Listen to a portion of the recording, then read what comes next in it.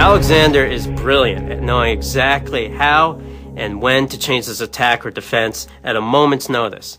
He sees how Porus's army is configured and immediately withdraws his heavy cavalry. Heavy cavalry against chariots and other heavy cavalry does not give him the best advantage. What would be better tactically is to send his light cavalry to harass and stop the movement of the army. That's what he does. He sends in his Iranian horse archers. It's a trick he learned from fighting these very same people in the eastern approaches of the Persian Empire. Alexander's light cavalry collides with young Porus's small force. And with that, the Battle of Hydaspes River begins.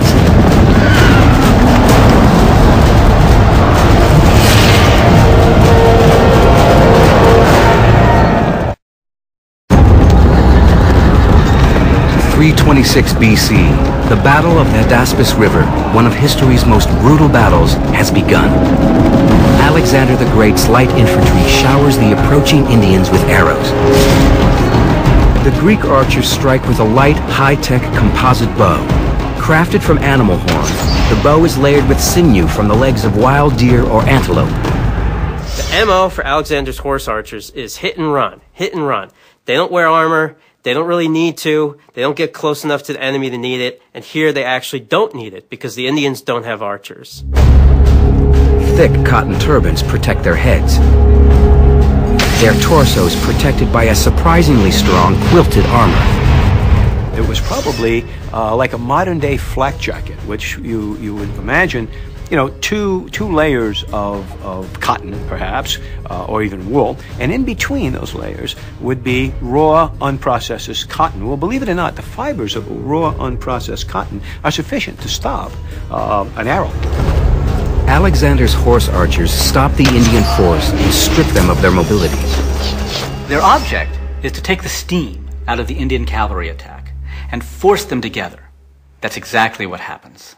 Once they're gathered together, almost immobile, that's when Alexander commits his heavy squadrons of heavy Greek cavalry, and they just smash right through the gathered Indian cavalry scattered.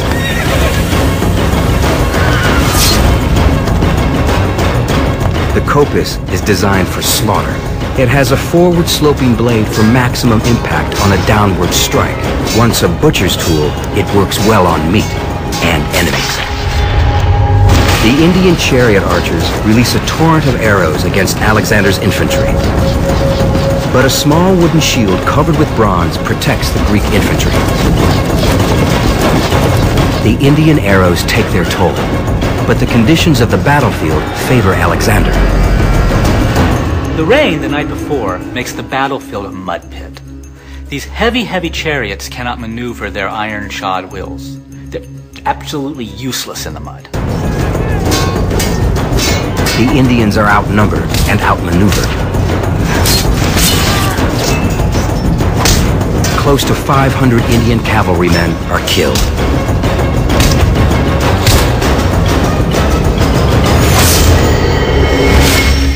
The chariots apparently never got into the battle, or if they did, they were completely ineffective. And they would be ineffective, essentially, against cavalry that could ride around it. Among the dead is young Porus.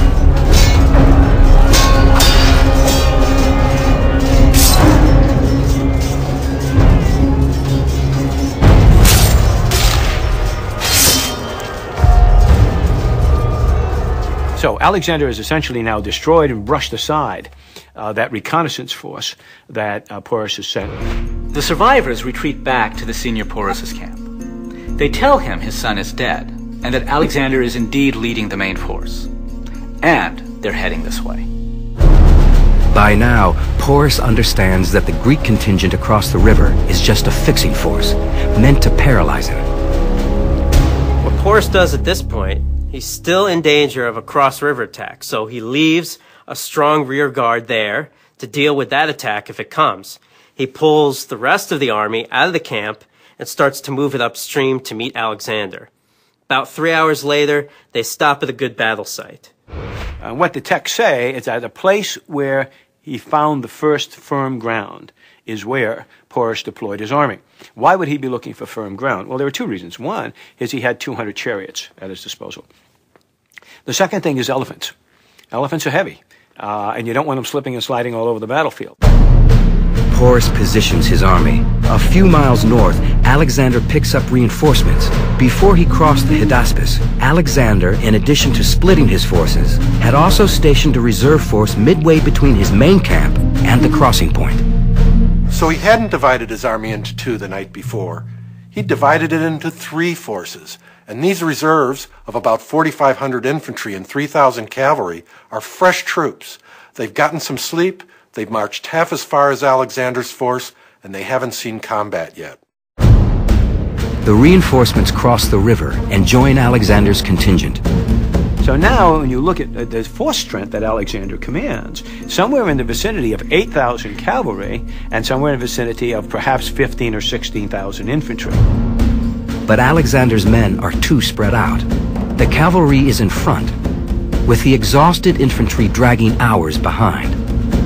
So as Alexander approaches the battlefield, sees Porus's army, he's in a situation where he has to delay the battle. How do you do that? He takes his Iranian horse archers and throws them forward, and they begin riding up and down the line, shooting arrows.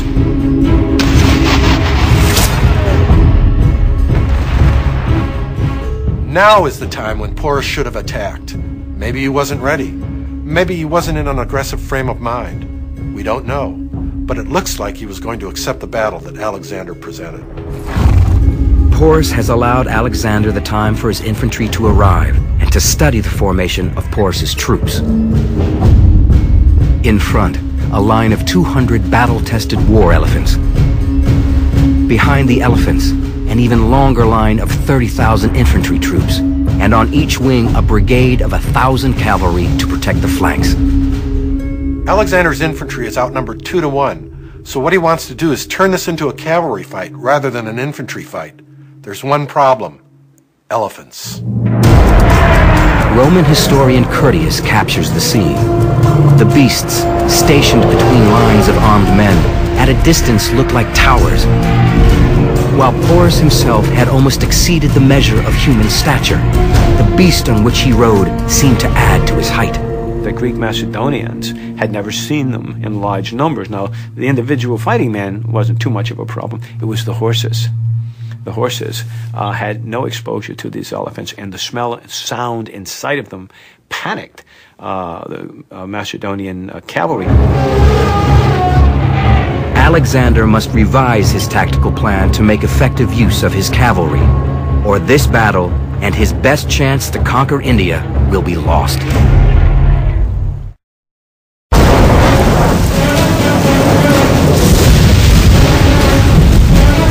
Alexander has accomplished a difficult night crossing of the Hydaspes River.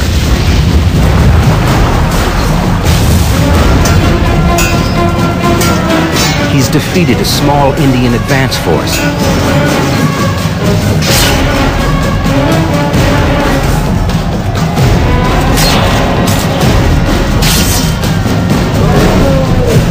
And now he's about to launch his attack against the full might of the Indian army. The Indian infantry is twice as large as the Greeks. Alexander knows his strength as cavalry, where he outnumbers Porus 4 to 1. So the game is now how to fight a battle that's not an infantry battle. Alexander had this phenomenal ability to very quickly read a battlefield and formulate a strategy to gain the advantage. Alexander deploys his 4,000-strong cavalry squadron toward Porus's left flank. Porus only has a total of 2,000 cavalry, 1,000 on each wing. Porus orders his cavalry on the right wing to pull out of position, ride behind the battle line, and reinforce the left. And that's the mistake Alexander's been waiting for.